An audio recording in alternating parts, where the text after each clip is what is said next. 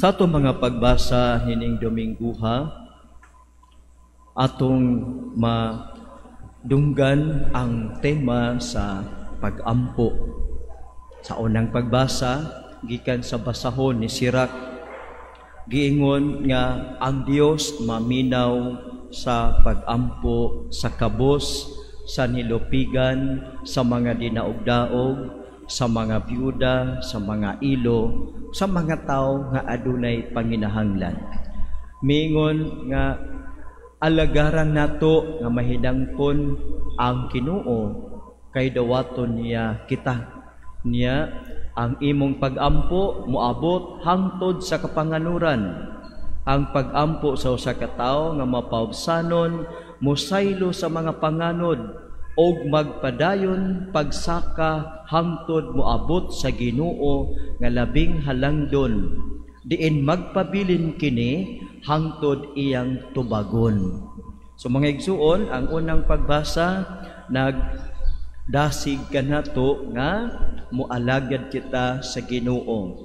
Managlahi ang matang sa pag-alagad, apan ang atong hinumduman usara ka Ginoo ang atong gialagaran. Lain-lain pa maagi, pananglitan ikaw minyo, usaon nimo pag-alagad ang Ginoo diha sa imong estado sa kaminyoon. Kitagaan man kas Ginoo og pamilya at timana pag-ayo ang imong panimilya. Kung ikaw single, nagitagaan ka sa Ginoo o ginikanan nga mga tigulang na, at timana pag-ayo ang imong ginikanan nga tigulang na. Kung ikaw pari, madre, brother, alagari ang Ginoo diha sa imong pag-alagad nga matinad-anon, diha sa kasing-kasing nimo, pag-alagad sa simbahan, pag-alagad sa mga masakiton nga sakop sa katilingban, pag-alagad sa katawhan diha sa imong makanunayon ug masibot nga pagsaulog sa mga sakramento sa simbahan. Kay ang mga sakramento are sanctifying means of the people. Sanctify the people by the grace of God through celebrating the sacraments of Jesus nga gibilin sa iyang simbahan. So mga igsuon, bisag asa ta dapita, makaalagad di ay tas Ginoo. Kung ikaw binunyagan, makaalagad ta sa nagkalain-laing pamaagi, gawas sa inyong simbahan, gawas sa inyong pamilya, sa simbahan makapangalagad ta. Dili lamang kay pari og madre og brother ang mga lagad, kundi lakip ang mga lay. Mao na nga naatay daghan nga nagkalain-lain nga mga apostolates, ministries, and religious organizations. O na nga nindot nga makaalagad kita sa Ginoo diha sa atong kinabuhi. Bisan pa man ikaw minyo, single, bisag asa, makapangalagad kita, labi na diha sa atong konteksto sa panimalay, sa atong mga buhatan, o sa atong simbahan, ang tanan, kidasig nga mga lagad. Unya, ingon sa ang Ginoo nga, ang pag-ampo nga mapaubsanon, mudangat gayud ngadto sa Ginoo. Kanang atong mga pag-ampo ba, when we pray, mo bitaw nga, kung mag-ampo ta, kasagaran sa atong balansayon, when we pray, we kneel. Nganong munil man ta? Niluhod ta sa atubangan sa makagagahom. Unya, kaduha nga action when we pray, we open our hands. We open our arms. We lift these hands to God. Nganuman, nangamuyo ta, nangayo ta sa iyang grasya. So kung mao kini, kinahanglan nga ang ato nga pag-ampo, kinahanglan nga naa kanang pagpaubos kanunay sa atong kaugalingon, nga walay atong ikapisagarbo sa atubangan sa Dios. Og atong hinumduman, bisan og it takes time nga madawat nato ang atong gipangayo, ang giingon kanato karon sa balaang kasulatan, nga ang pag-ampo sa usa ka tawo nga mapaubsanon, musaylo sa mga panganod, og mupadayon pagsaka hangtod moabot sa Ginoo nga labing gamhanan, og magpabilin kini hangtod iyang tubagon. So kanang atong pagampo nga dili dayon nato masinati madawat ang grasya, wala magpasabot nga gibalibaran kas Ginoo. Kundili ang imong pagampo magpabilin dito sa atubangan sa Dios hangtod ang Dios muhukom nga kanang imong gipangayo ihatag kanimo. So God assures us nga ang atong prayers bisag unsa imong gipangayo dili yun na malimtan sa Ginoo. He assures us nga ang imong prayers na ara na sa iyang atubangan. But God decides when is the right timing na ang imong gipangayo ihatag kanimo og imong madawat. While waiting for that right timing, gitagaan ka sa Ginoo og other graces bisag wala nimo giapil og pangayo. So kana siya assurance natong tanan nga kini day atong mga prayers bisan og ang uban wa pa nato madawat pero ipadayag ka nato karon naara na sa tubangan sa Ginoo. Moabot ka na didto kaniya og didto naa maghulat sa atubangan sa Ginoo kung kanus-an niya kini ihatag kanato in His time. Na kung mao kini kinahanglan nga kita nga nangalyupo og nagampo sa Dios dili mawad-an og paglaom. Nga kini di ay nga kasulatan, kini nga bahin sa kasulatan karon nagpasalig ka nato nga dili mahanaw ang imong prayer, dili mawala ato bangas Ginoo. Naara busa padayon sa pagampo, padayon sa pagpangalyupo, padayon sa pagsalig ug padayon sa paglaom kay ang Dios nagtan-aw sa imong pag-ampo. Nya ang right timing belongs to God.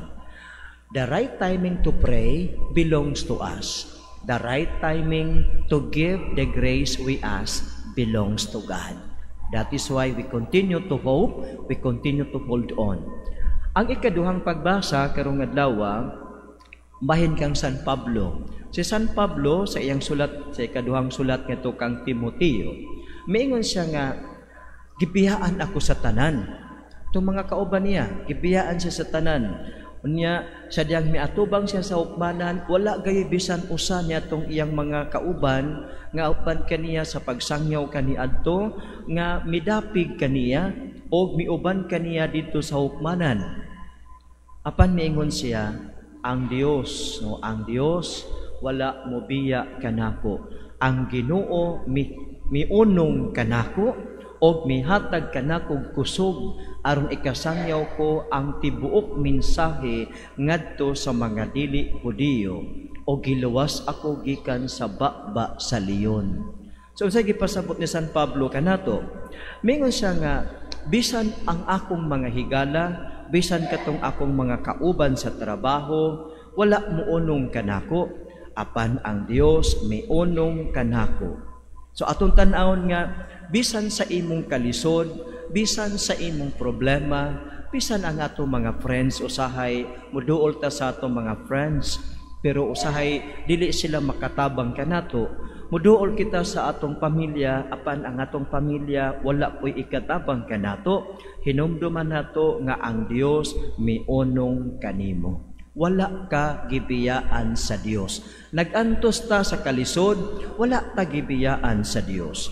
Nagantos ka sa balatian, wala ka gibiyaan sa Dios.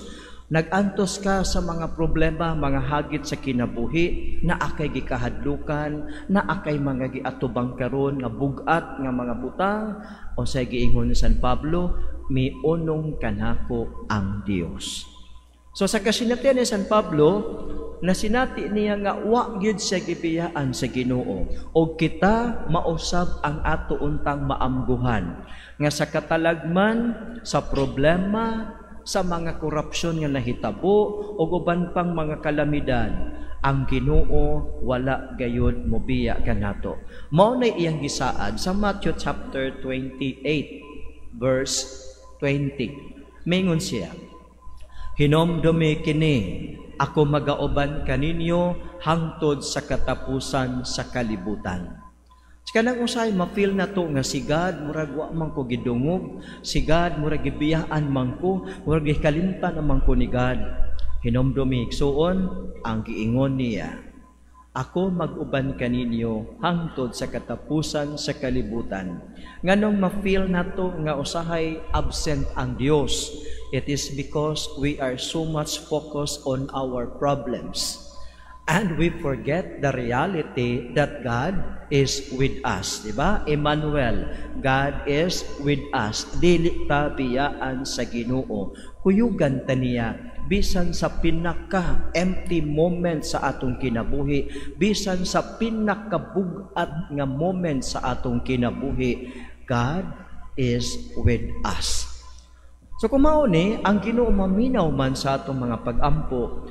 Karon mingon ang atong unang pagbasa nga ang Ginoo makiangayon o wala siya'y pinalabi. Magbaton siya, magbaton siya kanunay niini. Kung may usa ka tawo nga magampo nga siya gilupigan, ang Ginoo mamati kaniya. Kung ang mga ilo o mga byuda magampo, sila iyang tagdon. So ang Dios, ang iyang kinaiya, mutagad man kanato. Busa, musalig kita kaniya o magampo kita sa kanunay. No karon sa ato sa CBCP, sa Catholic Bishops Conference of the Philippines, adunay panawagan ang atong mga obispo. Kabasa naman siguro mo ani tanan pod kay naamna sa social media nga kada Domingo magsulob kita og puti. O magbitay kita sa atong mga balay og puti nga ribbon or puti nga piece of cloth. Unsa man ni siyang puti? Kini siya is a form of silent prayer. A prayer that our country will be purified from all evils, that our government will be purified from any forms of corruption. So nagampo ta silently when we wear white. Atong giampo sa Ginoo nga mahimong putli ang atong nasod. Og ang atong mga leaders sa atong nasod mahimong putli sa ilang tinguha sa pagpangalagad sa katawhan og sila mapanalipdan batok sa kanang tinguha sa pagpangawkaw sa kwarta sa katawhan. So it is a prayer. So kung makahigayon yun mo, magsulob kita og puti. Bisag dili gud bag-o, basta puti. Unya pagkatapos, every Sunday na siya until sa November sa Christ the King Sunday. Pagkatapos ni ini, kaning pag-wear of white is also a silent protest.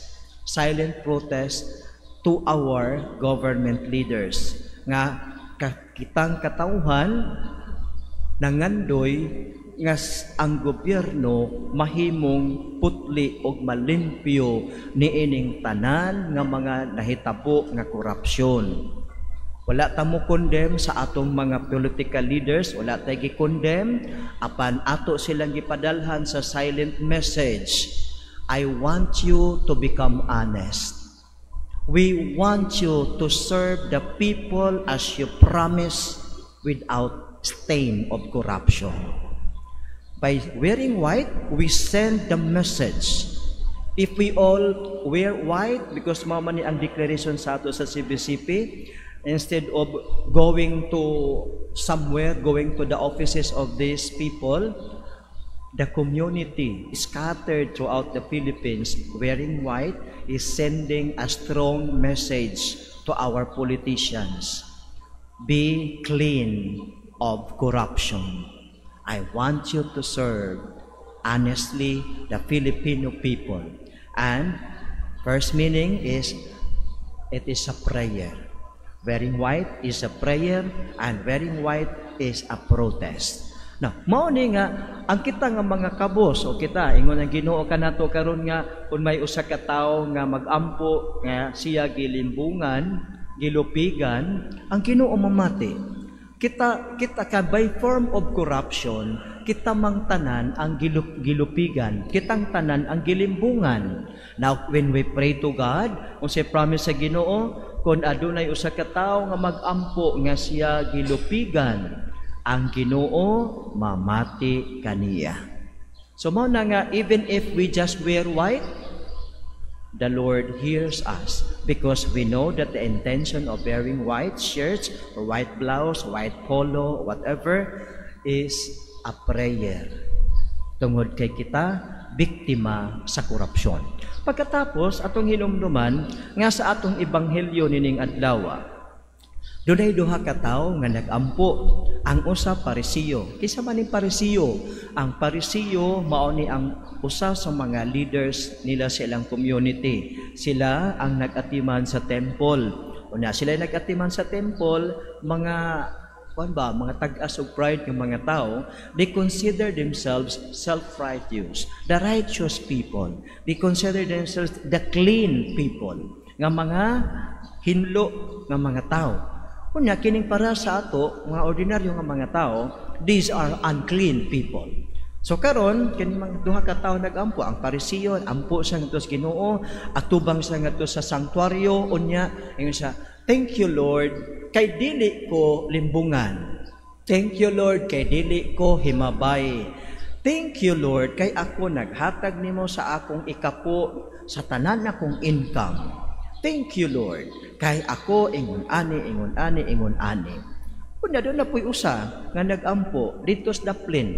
Layo ra siya sa sanctuary. Ang Parisiyo paduol sa sanctuary, ang usa kobrador sa buhis, dito rin taon sa tumoy sa templo.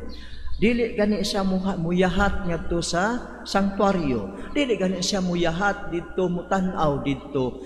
Unya, miduko lang siya, nagpamukpok sa iyang dughan og miingon, "Ginoo, maluoy ka kanako nga usa ka makasasala." Giangkon niya ang iyang pagkamakasasala. By His works, giangkon niya nga, "Lord, nang limbong ko, pasaylo ako, kaluy iko. Lord, wala ko makatuman sa imong gisugo nga ayaw pangawat. Lord, pasaylo ako." Nagpaubos siya dito sa iyang pag-ampo. Ang usa nagmahitason, nagpasigarbo sa iyang kaugalingon. Apan ang usa nagpaubos kay siya naulaw sa atubangan sa Dios nga ang iyang pagkinabuhi, ang iyang everyday life is a life of sin. Apan usa may nahitabo, ang Ginoo miingon, ang gikahimutan sa Dios dili ang pag-ampo sa usa ka tawo nga self-righteous, kundi ang gikahimutan niya katong nag-ampo nga nag-angkon sa iyang sala, katong nag-ampo nga nagpamukpok sa iyang dughan tungod kay nagbasol siya sa iyang sala.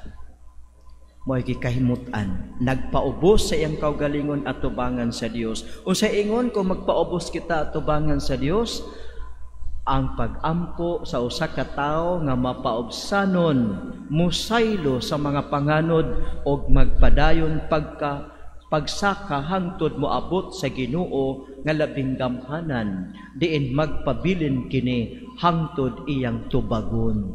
So, karon kitudluan kita nga unsa man nga paagi nga ang atong prayer mamahimong kahimutan sa Ginoo, ang pagpaubos, bertud sa pagpaubos, kinahanglan ato nga huptan. Magampo ganita, di ta manghambog sa Ginoo, oy, di ta maingon nga, "Lord, salamat kay pinaagi nako, natukod ba yan ning organisasyon na?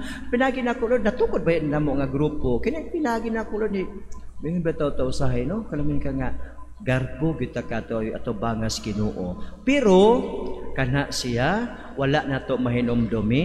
Ang Ginoo may nagpahitabo niini, ako, ikaw, kitang tanan instrumento ra gyud tas Ginoo. Og mga sulugoon man ta, unsa ingon sa balaang kasulatan, "Ingnan ninyo kung human na kamo nakabuhat sa inyong tahas, ingnan ninyo, mga sulugoon lamang kami og nagbuhat lamang sa angay nga among pagabuhaton." We have nothing to boast before God. So katong magtutod, katong kitawag kolektor sa buhis, mo gikahimutan, nagpaubos og namukpok sa iyang dughan.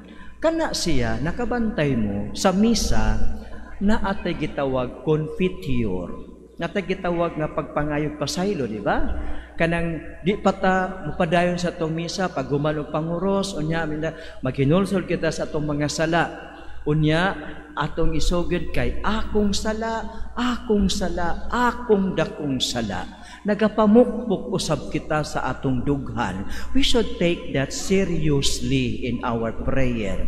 Ngano di ay, that is the prayer of the tax collector. O kana nga matang sa prayer, gikahimutan sa Dios. So it is not just an action like that, but it is a sincere prayer, accepting our own sinfulness and begging God's mercy. Manay kay akong sala, akong dakong sala. Mao na siya. Or we use the other one, Lord have mercy, Christ have mercy, Lord have mercy. Begging God's mercy. Mauna sa atong misa, sa di patamusugod o padayon sa atong misa, nangayo tagpasaylo, and we hope nga we take that sincerely because that is a sincere prayer, a biblical prayer, a prayer which pleases God.